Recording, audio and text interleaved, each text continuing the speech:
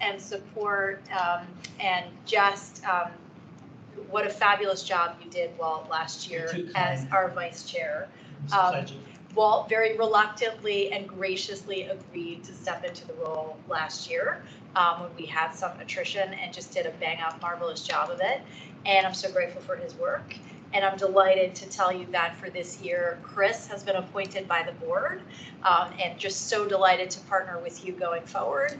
And I'm sure that Walt and Chris will have a lot of opportunity to collaborate and do a handoff. Absolutely. On the EEO Advisory Commission. So congrats to you, Chris, and thank you for stepping up, and so grateful for all your work, Walt. Okay, couple of items on the schedule. We have, as you guys will recall, we've designated April, July, and December as our all virtual meetings. The rest of them are all going to be hybrid, but we need to have a quorum in the room to be able to conduct business. This is going to be critically important for February because we have our appeal. Now, the complainant can certainly appear by Teams if they choose to, but I think it's going to be really important for our deliberations if we can be in the room together. And if the complainant decides to show up in person, I think it would be a much more easy process for question and answer if we can all be in the room. So to the extent you can do it, if we can be here in person for February, that'd be great. I will tell you historically, on the evenings that we have appeals, it tends to be a longer meeting, right? I mean, we could be in session with the complainant for 45 minutes to an hour, and we could be deliberating for a half, 45, potentially even longer, depending on what the facts and the circumstances are. So just want to make sure, if folks are going to be in the room, it probably will be a little bit of a longer meeting. In a few minutes, we'll talk a little bit in executive session. Hi, Roland. Happy New Year. We'll talk a little bit in executive session about the materials that have been sent for the particular appeal, just so that we can prepare ourselves. And because we're going to be talking about a particular individual, we'll do that under executive session. But just going through the schedule, and Roland, I'm just reminding on what's virtual and what isn't. So April, July, December are virtual. The rest are going to be in person with an appeal next month, February. So is the appeal itself in open session? It is not. So it's not just the executive session for the deliberations, the whole thing is? Correct, because there's there could be medical or personal confidential information that's disclosed. So both the deliberations as well as the presentation will be under executive session, as it will be when we hear the background materials, so that we know what we need to request in advance. The other point I have on the schedule is that we have nailed the affirmative action plan vendor to come in and be with us well, they will be remote, but it will be during one of our in-person meetings in May. And I understand, Anna, of course, correct me if I have this wrong, but I think what they're going to be doing is giving us sort of the same presentation that they've given to the workforce in terms of understanding what the obligation is with respect to affirmative action plans, best practices around it, and then I think some of the information about our plan. Is that right? Yes. Okay. I'm told from Brigitte and the vendor that is also going to be a lengthy meeting, probably an hour and 15 before Q&A. And knowing our group, there's usually robust Q&A on this topic. In addition to whatever business we need to conduct. So, just allocate a little bit more time for May and for February. Before we shift into executive session, hi Fatima, Happy New Year. It took me a while to find it. No worries, come on in and join us. We'll get you up to speed in a second. Okay. The other point on the chair update before we shift into executive session to talk about the appeal is what's coming up next week. Now, I've sent to you guys an email that came through from Bryna, who is, I think, in the communications office. There is going to be a meeting of all of the chairs to talk just about the budgeting process in general. So I will attend for us, and I'll report out what that is. But in the invitation, there's an opportunity to give feedback and insight in real time to the extent we have it. And then there's going to be another opportunity for one of us to appear and testify before the board in March for the budget session. So, one, love for you all to be thinking about what are important initiatives for us to daylight from a budget perspective. I went back and I looked at what we did and what we talked about to the board last year in March. And at that point, it was workflow of the office with Anna and Gurjeet, and I'm remiss for not having said this at the outset of the call. We have Juan Torres here, who is the new investigator to the office, who was so requited for so many years, and we're just so delighted that you're here. But on the budget point, it was really around allocating budget for Juan, the requisition for Juan's role, right? So obviously that was successful. Juan's in the seat. We talked a little bit about allocating additional budget to implement the recommendations from the affirmative action plan. And so Anna and Gurjeet, maybe in February, we can get a little bit of a readout on the executive director's report around how that works and maybe what else we need so that we can be thinking about that for March.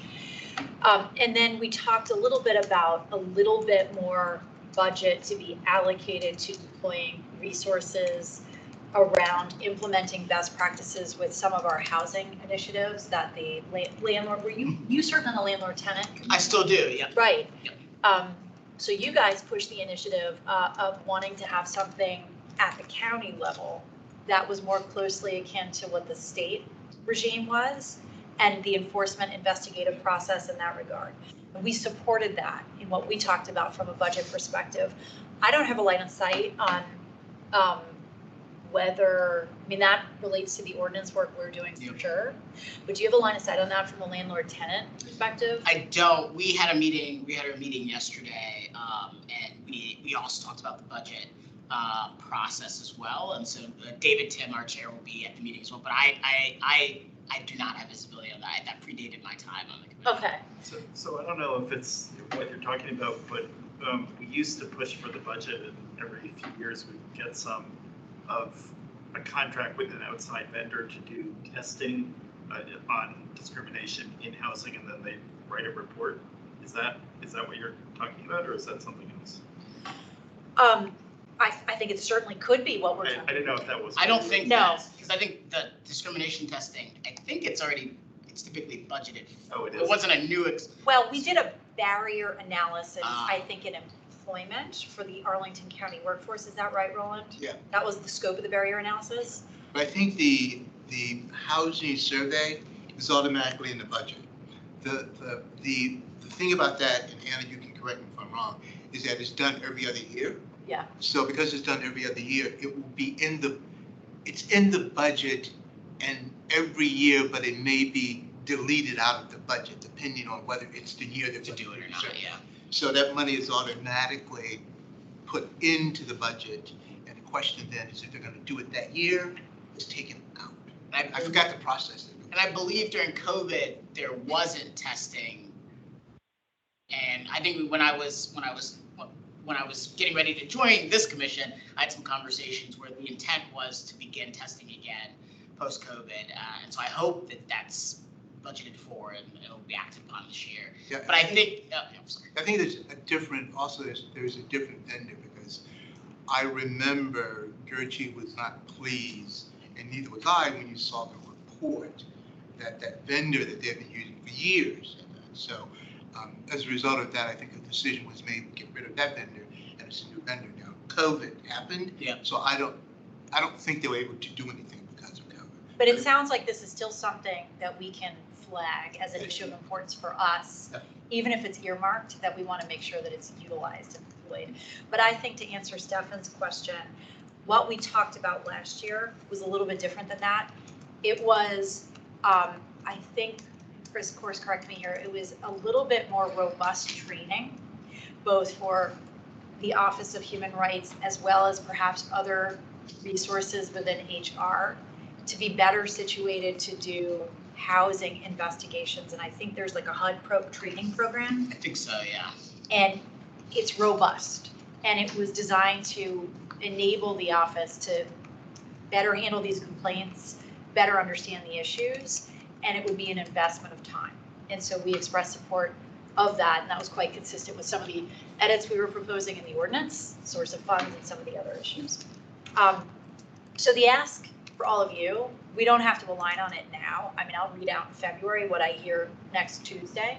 But if y'all could put some thought into what are topics of importance for us that we want to be highlighting at the budget testimony in March. And one of the things that came to mind, I'm just putting it out here for discussion purposes, because we've talked about this before over the years, about accessibility of the materials on our website and translated into multiple different languages, right? And I don't think we've ever allocated or deployed budget to do that. In the spirit of outreach to different communities, we can figure out what are the top 5 for languages that are prevalent in Arlington County and maybe expend some funds to do translation so that you can see it in multiple different languages. If we do that, don't we need translation on the staffing end, that if something comes in, that there's an ability to communicate with that person? Absolutely, and I think we have interpreter services just like. Oh, that's already in the budget? Yeah, we have. Okay. Yeah, but I think it's, you know, from our perspective, daylighting the concept of what we want the board to be thinking about and researching and you know, just deploying resources to figure out what we can do. I just because of we had this conversation yesterday in tenant landlord, I'll also flag for folks that the board anticipates a $35 million gap in anticipated revenues to expenditures, so a deficit at this point of 35 million. So, we talked last night about encouraging individuals to utilize the online participation form for the budget process, in addition to making sure as the tenant landlord commission, we are going to participate in the cycle. And so I think that there will be some tough choices. And so I think to the extent that we want to make sure that budget priorities that we see as important, both institutionally but individually, to take advantage of the opportunities.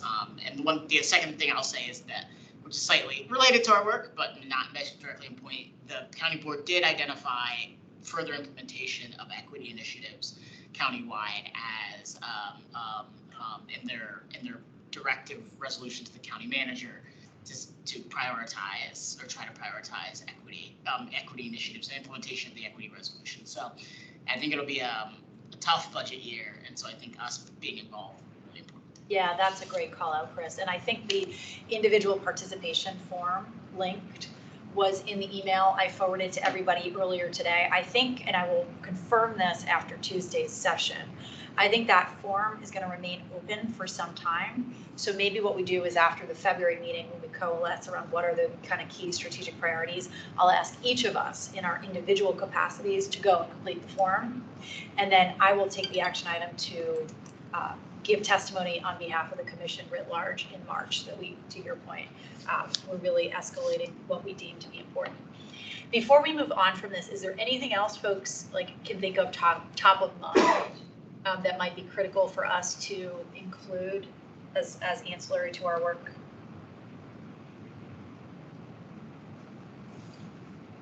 And how many open positions are there in your office? We have one position, one FTE that's open. What is it advertised now? Is there any appetite for that, or? Possibly. We don't have a hiring freeze or anything like that. We're looking at possibly classifying that position or trying to decide. Okay, so just put some thought to it. We'll regroup in February on it. At this point in the meeting, I'd like to shift to executive session. Anna, actually, hang on one second. I'm going to jump ahead because we do have a member of the public on the line. I'm going to go out of sequence on our agenda, and I will open it up for any public comment. And Amy, I welcome you to come off mute and share anything or introduce yourself if you'd like to at this point in the meeting. Thank you. That's okay. I'm just observing for the first time, but I appreciate it. Excellent. Okay, Amy, we're going to go in executive session for a little while, and then we're going to come back into open session. So you're welcome, hang on or dial back in about 10 or 15 minutes if you'd like. Yeah, we'll have to remove her if Stephen's going to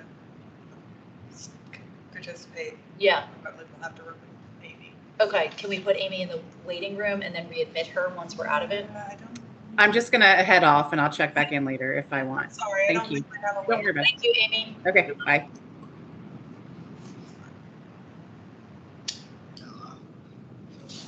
Uh,